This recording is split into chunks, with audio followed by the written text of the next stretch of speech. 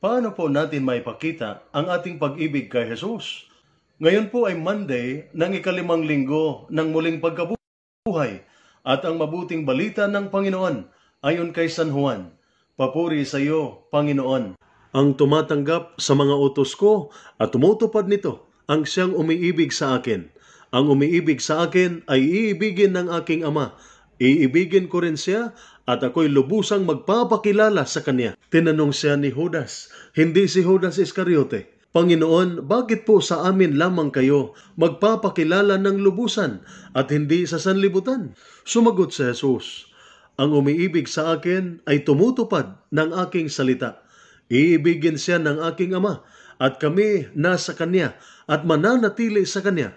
Ang hindi tumutupad sa aking mga salita ay hindi umiibig sa akin. Ang salitang narinig ninyo ay hindi sa akin, kundi sa Amang nagsugo sa akin. Sinabi ko na sa inyo ang mga bagay na ito habang kasama pa ninyo ako. Ngunit ang patnubay, ang Espiritu Santong isusugo ng Ama sa pangalan ko, ang siyang magtuturo sa inyo ng lahat ng bagay at magpapaalala ng lahat ng sinabi ko sa inyo. Ang mabuting balita ng ating Panginoon. Pinupuri ka namin, Panginoong Hesukristo. Ang patunay ng pag-ibig ayon kay Jesus ay fidelity o katapatan. Sinabi niya sa mabuting balita na kung totoong umiibig tayo sa Kanya, sundin natin ang Kanyang salita, maging tapat tayo sa Kanyang salita, at mamuhay tayo ayon sa Kanyang salita. Kung totoong iniibig natin si Jesus, hindi tayo sumasalungat sa Kanyang salita. Hindi natin lalabanan o kontrahin ang Kanyang sinasabi. Hahayaan nating maghari sa ating puso ang salita ni Jesus. At ang Kanyang salita ay ang sentro ng ating buhay. Anuman ang Kanyang sasabihin ay sinusunod natin. Ang salita ni Jesus ay hindi lamang sa Kanya. Ang Kanyang salita ay nagmumula sa Ama. Nagsasalita ang Ama sa atin sa salita ni Jesus. Kaya ang pagsunod sa salita ni Jesus ay ang pagsunod sa Ama. Ang pagtupad sa sinasabi ni Jesus ay ang pagtugon sa Ama. Ang pagsunod sa salita ni Jesus ay ang pagtanggap sa Ama.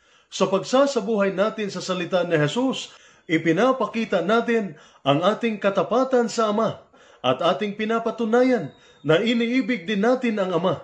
At tulad kay Jesus, maging kaisa din tayo sa Ama. Tinitiyak ni Jesus na lagi natin siyang maalala. Sinisiguro niya sa atin na hindi tayo mawawala o maliligaw. Tinitiyak niyang lubos nating maintindihan ang Kanyang ginagawa.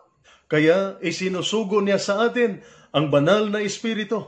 Ang Espiritu Santo ay ang Paraklito. Ibig sabihin, helper, katulong. Kaya ang Espiritu Santo ay ang nagpapalakas sa ating loob at nagtutulak sa ating tugunin ang salita ni Jesus. Pinapalakas niya tayo upang tayo ay mamuhay ayon sa Kanyang salita.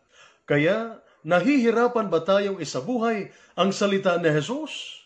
Magdasal tayo sa Espiritu Santo. Kinakabahan at natatakot ba tayong ipalaganap ang salita ng Diyos? Sumanggunit tayo sa banal na Espiritu. Bigo ba tayong lubos na maintindihan ang salita ni Jesus?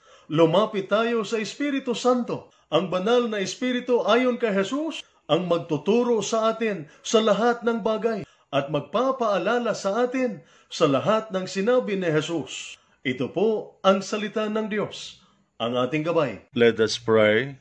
Lord God, Almighty Father, Creator of mankind and author of peace, those who take refuge in you will be glad and forever will shout for joy. Protect our soldiers as they discharge their duties.